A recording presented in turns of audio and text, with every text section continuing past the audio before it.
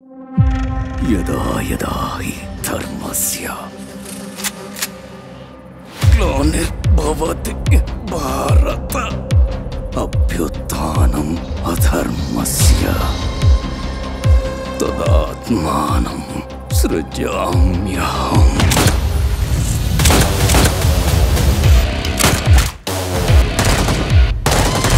ఎప్పుడైతే అధర్మం పెరుగుతుందో అప్పుడు నేను ధర్మ రక్షణ కోసం వస్తా. మనల్ని రక్షించడం కోసం అమ్మవారు ఒక రక్షకుడిని తప్పకుండా పంపిస్తుంది. నాకే రక్షకుడు అక్కర్లేదు, అరికాళ్ళని కూడా ఆయుధాల్లా మార్చేసేవాడు కావాలి.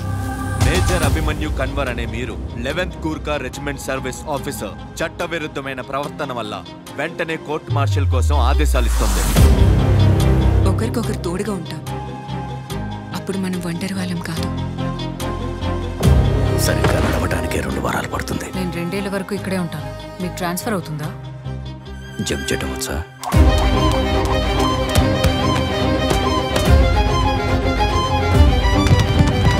వద్దని చెప్పాను కదా, ఎందుకు వచ్చావు? నేను మాటిచ్చాను.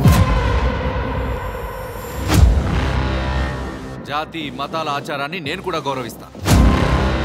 వేదంలో చెప్పబడింది సృష్టి విధానం ఇది. ఈ పద్ధతులు ఆచారాలు అన్నీ పైవాడు పెట్టినవే.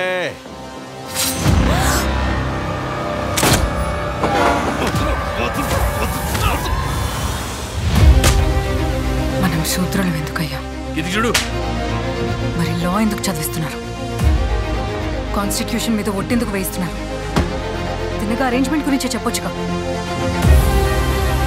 గొడవ పట్టం రాదు నాకు, యుద్ధం చేయటమే వచ్చు. నీకు 2 దారులున్నాయి, రాజీ పట్టం లేదా యుద్ధం. తథాస్తు.